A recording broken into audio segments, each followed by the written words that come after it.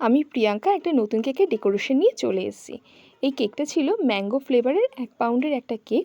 প্রথমত স্পঞ্জটা আমি রেডি করে বেসটা রেডি করছি। আর এটা ম্যাঙ্গো ফ্লেভারের কেক হওয়ায় ম্যাঙ্গো ক্রাশ দেবো না এটা তো হতেই পারে না। প্যালেট নাইফের সাহায্যে খুব সুন্দরভাবে স্টেপ বাই স্টেপ এটাতে সেট করে নিচ্ছি।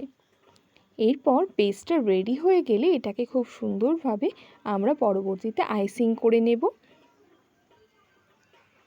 এরপর হলুদ কালারের ক্রিম দিয়ে এর ওপরে একটা ফিনিশিং দিয়ে নেব।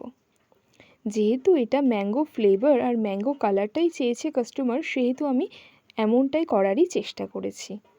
স্ক্রাপারের সাহায্যে খুব সুন্দরভাবে স্ক্রাব করে নিলাম।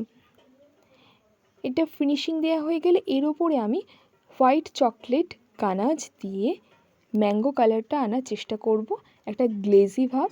আর এর ওপরে একটা নোজেলের সাহায্যে ডিজাইন করে দেব, খুবই সিম্পল একটা ডিজাইন।